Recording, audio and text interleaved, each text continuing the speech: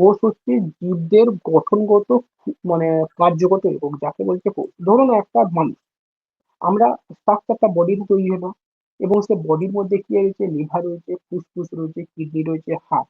যখন একটা সমস্ত দেহের অঙ্গ প্রত্যঙ্গ গুলো ঠিকঠাক ভাবে কাজ করছে, তখন সেটাকে আলোচনা করছে কোষ। এবং কোষের ভিতরে যে আরো জিনিসগুলো রয়েছে, সেগুলো হচ্ছে কলা, মানে টিস্যু বা কলা। সেগুলো কি করছে, তারা পশুগুলোকে খাদ্য সরবরাহ করছে, কোনো জায়গায় জল সরবরাহ করছে, কোনো জায়গায় অক্সিজেন সরবরাহ করছে।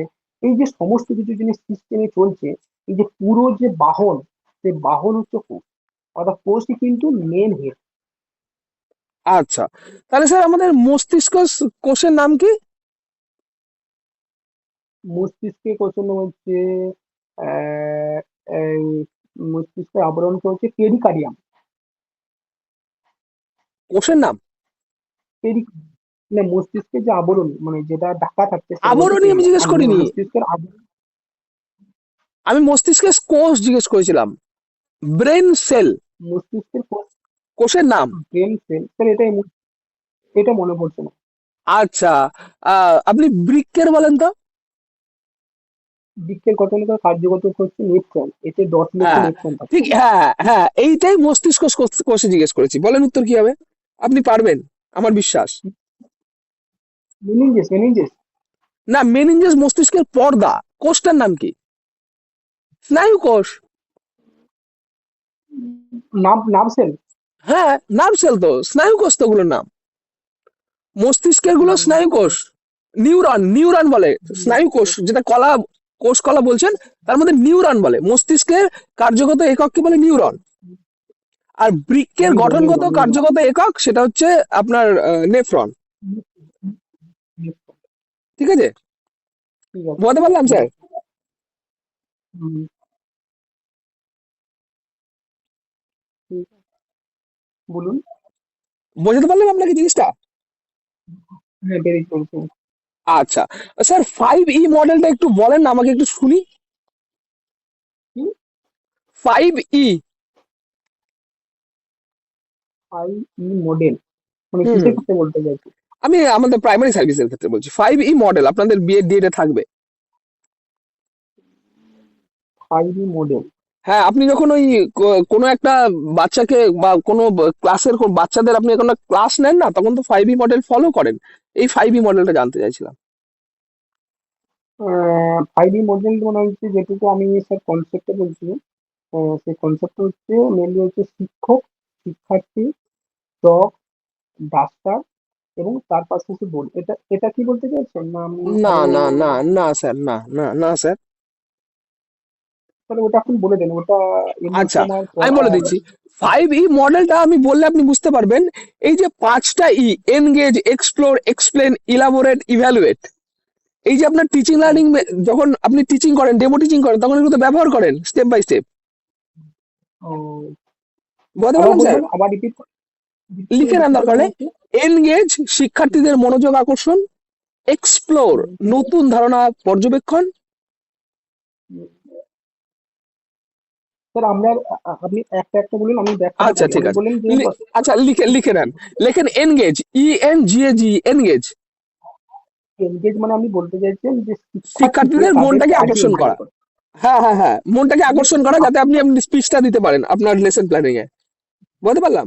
আর এটা কি শিক্ষার্থীকে তারপরে আসলে মানে এক্সপ্লোর, তারপরে বিভিন্ন আসলে হ্যাঁ যে পড়াশোনার পাশাপাশি যে কম্পিউটার শিক্ষা, খেলাধুলা, হ্যাঁ। যোগাসন, এগুলো ক্ষেত্রে হলে না দুটো না পয়েন্ট না হলো। আর না না না না স্যার শুনুন, আপনি আগে 5টা পয়েন্ট লিখে নেন, আপনার আইডিয়াটা ভালো আসবে। আগে 5টা পয়েন্ট আগে লিখিয়ে দিই, তারপরে ব্যাখ্যা করেন। হ্যাঁ, এনগেজ লিখেছেন তো এক এগুলো নম্বরে, এক্সপ্লোর লিখেছেন, 3 নম্বরে লিখেন এক্সপ্লেন, এক্সপ্লেন 3 নম্বরে।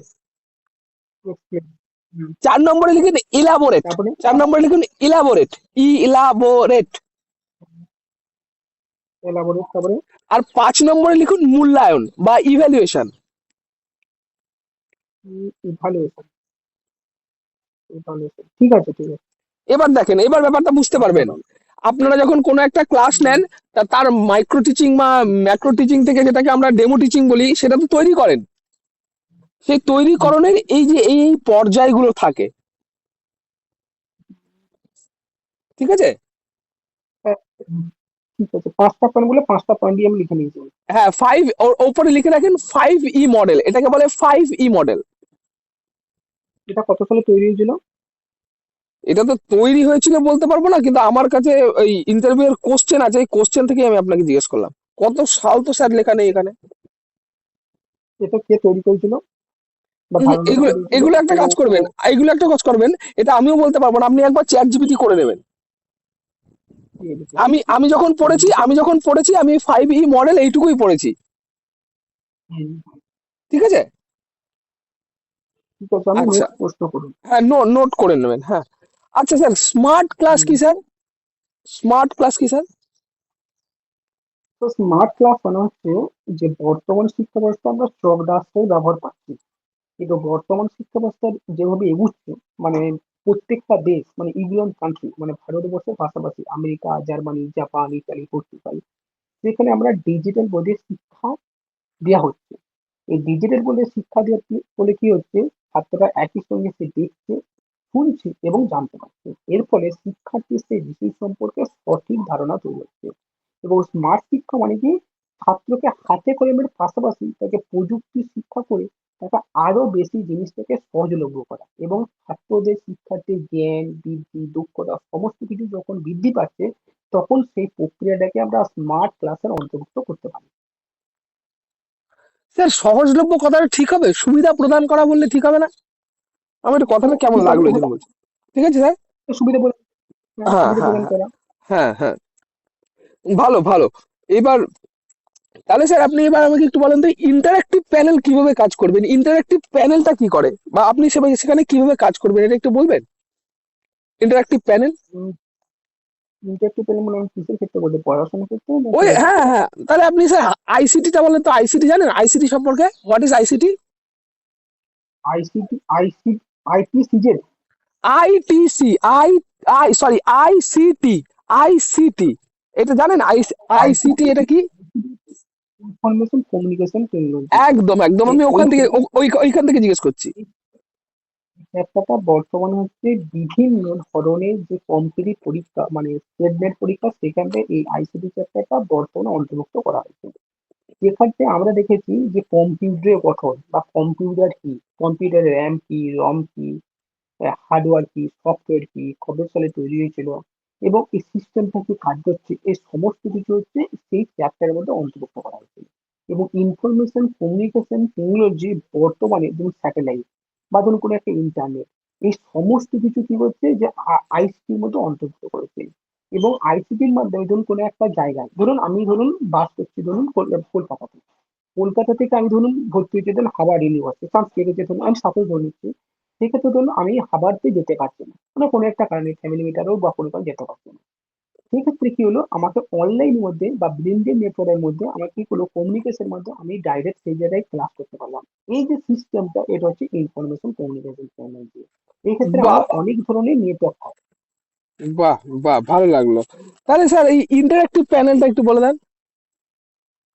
ইন্টারঅ্যাক্টিভ প্যানেল, ইন্টার মানে কি, মানে মানে মানে ভিতরে, আর অ্যাক্টিভ মানে সক্রিয়, মানে আমাদের আন্তঃসম্পর্ক, মানে কোনো একটা পড়াশোনার প্রতি যতই আমাদের মানে একটা ভালো ডিপ রিলেশন তৈরি হয় ছাত্রদের মধ্যে বা শিক্ষক শিক্ষার্থীর মধ্যে বা কোনো একটা বিষয়ের মধ্যে, যদি অন্তঃসম্পর্ক তৈরি হয়, তাহলে সেই বিষয়টিকে আমরা সুমধুর ভাবে সাজিয়ে বা সুন্দর করে সাংগঠনিক করে যখন ছাত্রের মধ্যে প্রদান করতে পারছি, তখন সেটা ইন্টারেক্টিভ প্যানেল। বা কোনো একটা জিনিসকে যখন ইন্টার করছি, মানে নিজেকে ইন্টার ইন্টার মানে ভিতরে, আর অ্যাক্টিভ মানে সক্রিয়, অর্থাৎ যে কোনো কাজকে আমরা সক্রিয়তার সাথে যে কাজটা সম্পূর্ণ করছি, তখন সেটাকে আমরা ইন্টারেক্টিভ প্ল্যান বা সক্রিয় প্ল্যানের তালিকায় আমরা অন্তর্ভুক্ত করতে পারি।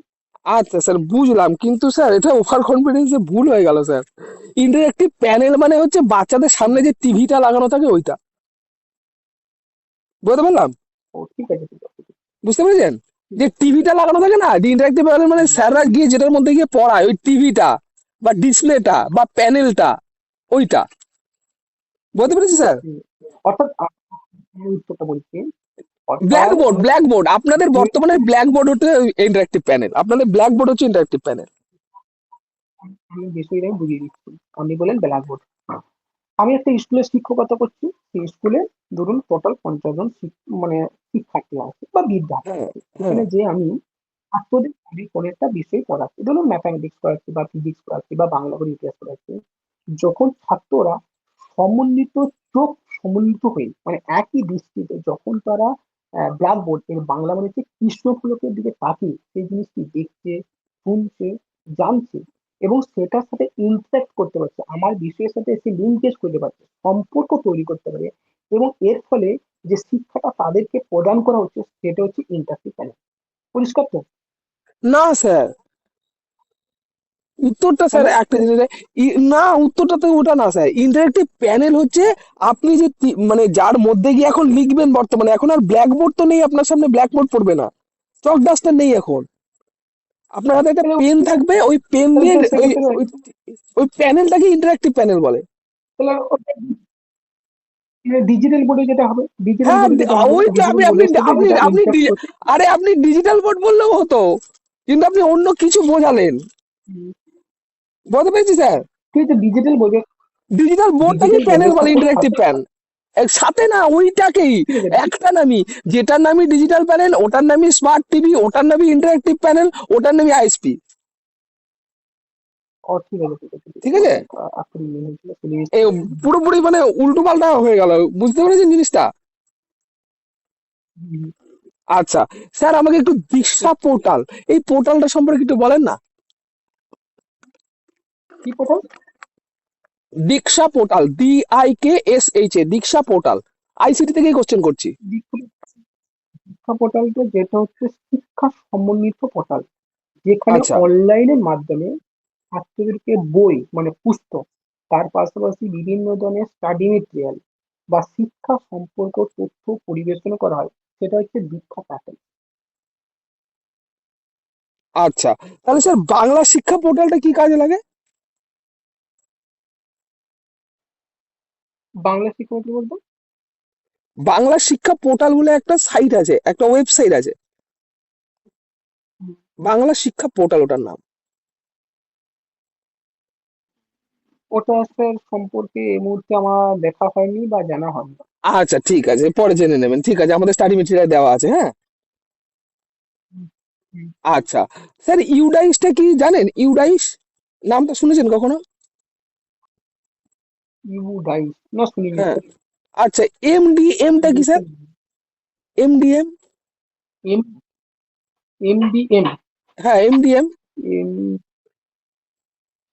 এম ডি এম এর অনেক নাম আছে, এমডিএম এর অনেক নাম আছে, বাচ্চা এসে খায় এম স্কুলে, ডি এম নামটা বাচ্চারা এসে স্কুলে মিড ডে মিল খায়। প্রোগ্রাম। হ্যাঁ, mid day meal, mid day meal programme. Mid day meal, mid day meal programme লাগবে না, এমডিএম মানে মিড ডে মিল, ঠিক আছে। আচ্ছা স্যার, আমাকে একটু বলেন না, এই বিএমআর, বিএমআর রেট এটা কি স্যার? বি মানে হচ্ছে বেসাল মেটাবলিক রেট, মানে মৌল এটা একটু বিপাকীয় বলেন। হার। অর্থাৎ একটা ব্যক্তির যেরকম চাহিদা, ধরুন আমার ওজন হচ্ছে 52 কেজি, তাহলে আমার ওজন 52 কেজি, তাহলে আমার চাহিদা অনুযায়ী আমার যে বডি অনুযায়ী আমার যেরকম খাওয়া বা যেরকম ক্যালোরি প্রয়োজন, সেটাকেই বলা হচ্ছে মৌল বিপাকার বা বিএমআর বলা হচ্ছে। অর্থাৎ বডি মাস অনুযায়ী আমার কিরকম চাহিদা রয়েছে, যখন সেটাকে পূরণ করা হচ্ছে বা সেটাকে দেওয়া হচ্ছে সাপ্লিমেন্টারি, তখন সেটাকে বিএমআর বলবো। অর্থাৎ প্রত্যেকটা ব্যক্তির কিন্তু বিএমআর আলাদা, আমার এক হবে, আবার যারা ওয়েট বেশি তারা আলাদা হবে। অর্থাৎ প্রত্যেকটা ব্যক্তি বিশেষের বিএমআর বিভিন্ন ধরনের হতে পারে। আচ্ছা স্যার, মানে আপনি আমাকে একটা অ্যাভারেজ রেট মানে রেট বলেন, যেটা আমি বলে বইয়ের সাথে মেলাতে পারি যে হ্যাঁ ঠিক বলেছেন। আমাদের বেসাল মেটাবলিক রেট কত, মানে একটা স্ট্যান্ডার্ড মানুষের বেসাল মেটাবলিক রেট কত হবে? একটা মানুষের বেসাল বলে দেওয়া হয়েছে প্রত্যেকটা মানুষের প্রতিদিন 3000 কিলোক্যালোরি শক্তির প্রয়োজন, 3000 কিলোক্যালোরি। ও আচ্ছা তিন ঠিক আছে, হাজার 3000 কিলোক্যালোরি কিলো ক্যালোরি। না, এইখানে 1750 বলছে তো তাই দেখছি। আমি যে নিউট্রিশন বইটা পড়েছিলাম বিগত 2010-11 সেখানে কিন্তু 3000 ছিল। আচ্ছা ঠিক আছে ঠিক আছে। আর ছেলেদের, ছেলে মেয়ের ক্ষেত্রে সমান? না না, মেয়েদের ক্ষেত্রে এখন ডিফারেন্স, মেয়েদের ক্ষেত্রে 2200 কিলোক্যালোরি। আচ্ছা আচ্ছা, তাহলে স্যার এই অ্যাডোলেসেন্স পিরিয়ডে ছেলে এবং মেয়েদের মধ্যে কি কি পরিবর্তন হয় এটা একটু বলতে পারবেন অ্যাডোলেসেন্স পিরিয়ডে? বয়স সন্ধিকালে বিভিন্ন ধরনের পরিবর্তন, তাদের কথাবার্তা, তাদের চিন্তাধারা, তাদের মেয়েদের ক্ষেত্রে যেমন কি ঋতুস্রাব হয় অল্প বয়সে, 14 থেকে 15 বছর বয়সে। তাদের কি অল্প বয়সে অনেক সময় কি হয়, যখন তারা বিয়ে করে তাদের ক্ষেত্রে বিভিন্ন হরমোনগত চেঞ্জ হবে, যেটা পুরুষের ক্ষেত্রেও ঘটে। মেয়েদের ক্ষেত্রে তাদের যে মানে যে চিন্তা ভাবনা, তাদের যে আগে সক্রিয় সেটা আগে জেগে ওঠে। পুরুষের ক্ষেত্রে কম ওঠে, মানে মেয়েরা কিন্তু ছেলেদের থেকে আগে মানে যে কোনো জিনিসকে আন্দাজ করতে পারে বা সেটাকে অনুমান করতে পারে, পুরুষরা সেটা পারে না। ওই জন্যই দেখবেন, আমরা যদি একটা সাধারণ একটা উদাহরণ দিয়ে দেখি, একটা পুরুষ কিন্তু যখন 21 বছর বয়সে যেটা বিয়ে হয়, মেয়েটা কিন্তু 18 বছর অনেক কিছু জেনে যায়। অর্থাৎ মেয়েদের কিন্তু মানে ওই যে বিএমের ক্ষেত্রে বা চিন্তাধারার ক্ষেত্রে বা তাদের যে সাধারণ চিন্তা ভাবনার ক্ষেত্রে আমরা যদি সেক্সোলজির দিক থেকে দেখি বা লিঙ্গগত